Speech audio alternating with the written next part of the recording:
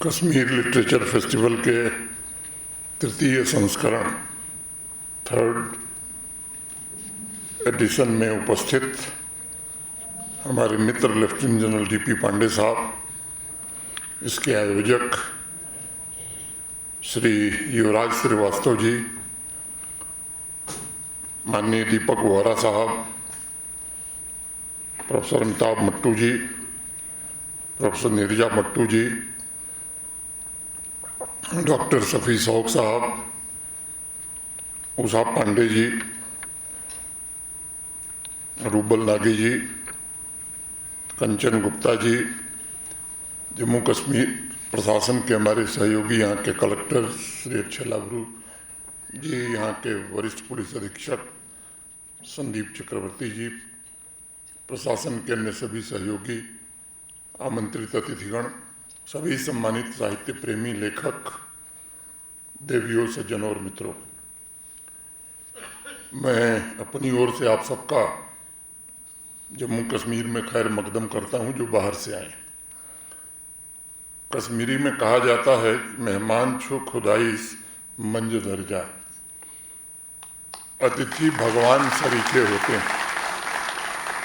मुझे विश्वास है कि इस 2 दिवसीय कश्मीर लिटरेचर फेस्टिवल में आप इस भाव को महसूस भी करेंगे और देखेंगे भी। सेकुला फाउंडेशन के साथियों ने मुझसे अपेक्षा रखी है कि मैं भारत की एक नई गाथा, नए नैरेटिव को गढ़ने में साहित्य को एक साधन के रूप में उपयोग करने के संदर्भ में कुछ बातें कहूँ। अनेक अवसरों पर मैं एक बात कहता हूँ कि भारत का साहित्य जगत अभी भी हनुमान जी की तरह अपनी शक्ति का स्वतः एहसास नहीं कर पाता है। हनुमान जी को भी ये बताना पड़ा था कि आप में वो शक्ति है कि आप समुद्र पार करके लंका जा सकते हैं, लंका जलाकर रावण का मान मर्दन करके और सकुशल वापस आ सकते हैं। ये काम जामवंत ने किया था। तो मुझे लगता है कि हमारे यहाँ भी कुछ जामवंतों की ज़रूरत रहती है जो साहित्यकारों को, लेखकों को याद दिलाते हैं कि आपकी क्षमता बड़ी असीमित है।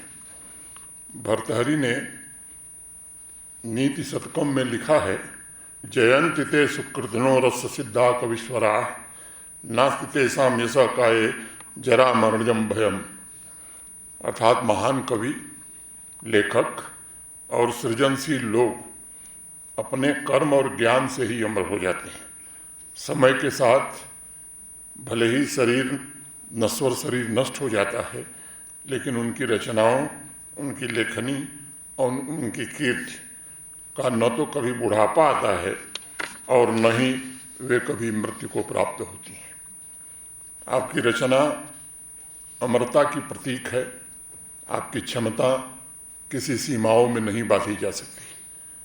मैंने कई अवसरों पर इस बात को देखा है कि बड़ी बड़ी संस्थाएं, सरकारी मशीनरी वैश्विक विमर्श गढ़ने के लिए कई बार करोड़ों रुपए खर्च कर देती हैं, लेकिन एक फिक्शन या नॉन फिक्शन नावल वह असर कभी कभी पैदा कर देता है जिसे करोड़ों रुपए खर्च करके भी हासिल नहीं किया जा सकता। इसका कारण ये है कि लेखनी शब्दों में नहीं, दिल की धड़कनों में बसती है। और इसलिए कुछ वर्ष पहले भारत के प्रधानमंत्री आदरणीय नरेंद्र मोदी जी ने लाल किले की प्राचीर से एक आह्वान किया था कि हमें औपनिवेशिक जो मानसिकता हमारी कॉलोनियल माइंडसेट, उसके हर अंश को अब मिटाने का समय आ गया है। और मैं मानता हूं कि हमें इसके साथ साथ ये भी सुनिश्चित करना होगा, देखना होगा कि विदेशों में बैठकर कोई हमारे इतिहास और वर्तमान को तोड़ मड़ोड़ कर न पेश कर पाए। अभी कुछ दिन पहले ही मैं खबर पढ़ रहा था, किसी लेखक ने भारत के इतिहास के बारे में कुछ गलत तथ्य प्रस्तुत किए। उसे दुरुस्त करके ग्लोबल रीडर्स तक पहुंचाना, ये मुझे लगता है कि लेखकों का, साहित्यकारों का ये उनकी जिम्मेदारी है। दुनिया को बार बार हमें याद दिलाना होगा कि 6000 वर्ष पूर्व जब वेदों की रचना हुई थी, उस समय भारतवर्ष विश्व की economy, education, culture, science, philosophy इसका प्रमुख केंद्र था। लंबे समय तक भारत ही विश्व की सभ्यता और संस्कृति का इंजन भी था, जिसने सिर्फ वेस्टर्न वर्ल्ड को ही स्टोन एज से निकालने का काम नहीं किया, बल्कि साइंस, मैथ, एस्ट्रोनॉमी, मेडिसिन के द्वारा सामाजिक आर्थिक उन्नति की नींव भी रखी थी। भारत के सच को, उसके नैरेटिव को गढ़ने के लिए आज बड़ी आवश्यकता है। इतिहास को सुधारने का काम हो या उसे सही रूप में देश के सामने और समाज के हर वर्ग तक पहुंचाने का काम हो। हमारे पूर्वज वैदिक काल से ही तथ्यों को लिखने और उसे लोगों तक पहुंचाने का बहुत ही सटीक काम करते थे, लेकिन अनेक कारणों से, और मैं कहूँ कि मुख्यतः गुलामी के कारण, आधुनिक काल में भारत अपना इतिहास सही ढंग से लिखना भूल गया। हम अपनी ही अनमोल परंपरा, संस्कृति, ज्ञान, विज्ञान को लोगों तक नहीं पहुंचा पाए, और इसलिए अनेक लोग दावा करने लगे कि साहब, पर्सिया से कुछ हमारे पास आया तो कुछ चीज़ें मुगल काल में हमारे पास आई।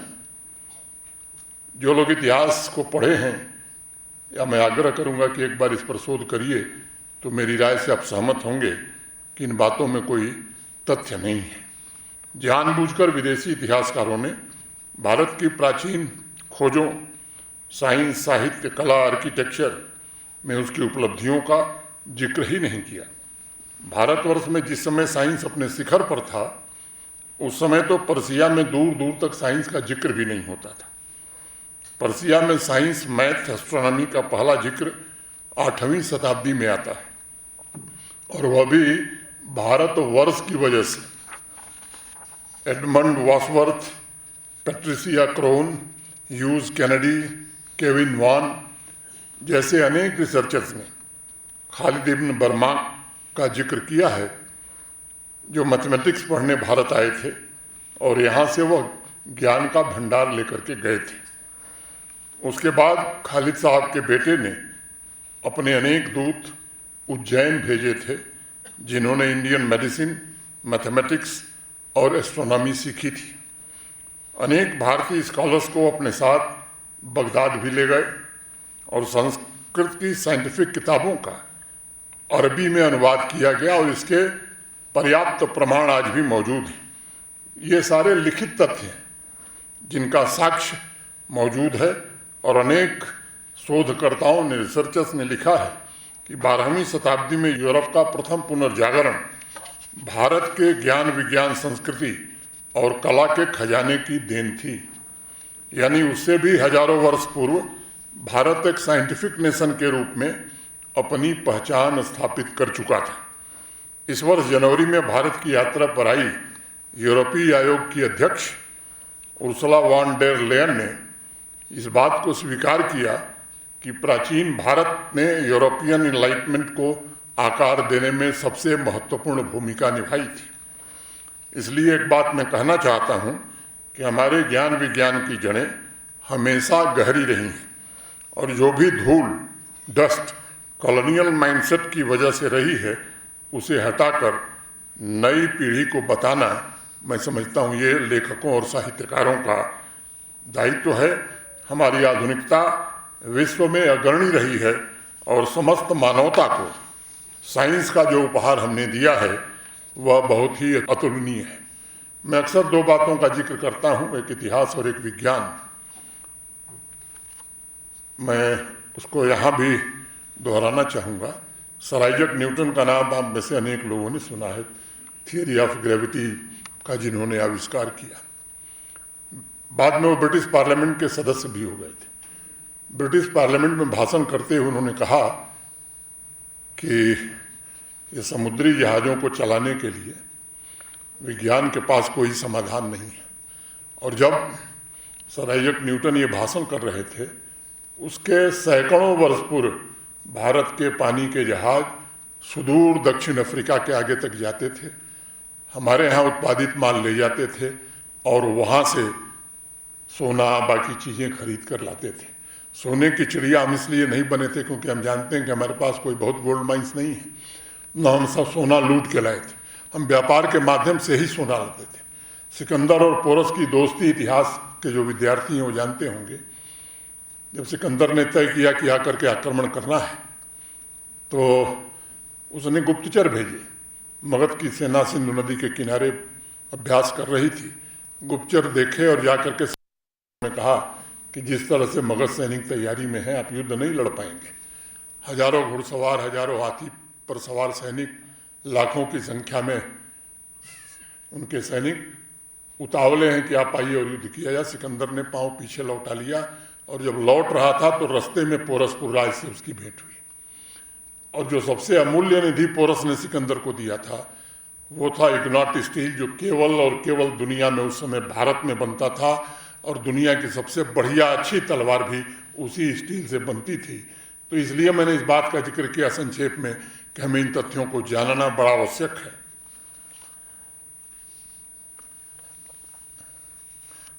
अतीत ही नहीं बल्कि वर्तमान का परिदृश्य भी अब लोगों तक पहुंचाने लायक हो गया है और उसे पहुंचाना चाहिए। सदियों की गुलामी, सदियों की लूट, आक्रांताओं के सभ्यता पर हमले के बावजूद भारत फिर से उठ खड़ा हुआ है। आज भी हम दुनिया की चौथी बड़ी अर्थव्यवस्था बन गए हैं। भारत पिछले कई वर्षों से विश्व की सबसे तेज गति से बढ़ने वाली अर्थव्यवस्था बना हुआ है और एक लक्ष्य देश ने, एक संकल्प देश ने तय किया है कि 2047 में विकसित भारत का लक्ष्य हम हासिल करेंगे। ये अब केवल सरकार का, भारत के प्रधानमंत्री जी का संकल्प नहीं रह गया है, ये भारतवासियों का संकल्प बन चुका है। यह देश हजारों वर्षों से साइंस और स्पिरिचुअलिटी का पावर हाउस रहा है और अब आत्मगौरव के भाव के साथ साथ अपनी उस विरासत के प्रति समाज में ओनरशिप की भावना जगने लगी है। आज आवश्यकता इस बात की नहीं है कि हम आत्म प्रशंसा करें, बल्कि आवश्यकता इस बात की है कि हमारे जो राइटर्स हैं, थिंकर्स हैं, लेखक हैं, इस मजबूत नींव पर भारत की नई गाथा गढ़ने की जिम्मेदारी अपने कंधों पर लें, नया नैरेटिव बनाने में पूरा सहयोग करें। इस बात को सदैव याद रखिएगा कि लेखकों ने वास्तव में सभ्यताओं की दिशा भी बदलने का काम किया है और इसलिए आप अपनी शक्ति को पहचानिए। आजकल अक्सर लोग चर्चा करते हैं कि साहब लोग अब पढ़ना लिखना कम कर दिए हैं। मैं इस राय से सहमत नहीं हूँ और ये सही भी नहीं। आज दुनिया कम नहीं बल्कि अधिक पढ़ रही है। अनेक रिसर्च इधर हाल में पब्लिश हुए हैं जिसमें कहा गया है कि 2025 में दुनिया भर में 40 लाख से अधिक नई किताबें प्रकाशित हुई हैं। ये संख्या 2024 की तुलना में लगभग 33% अधिक है। एक अनुमान के मुताबिक केवल भारत में विभिन्न भाषाओं में 1 लाख से ज़्यादा पुस्तकें पिछले इस वर्ष पब्लिश हुई हैं और दुनिया के 10 सबसे बड़े प्रकाशन देशों में भारतवर्ष अपना स्थान अभी भी बरकरार रखे हुए है।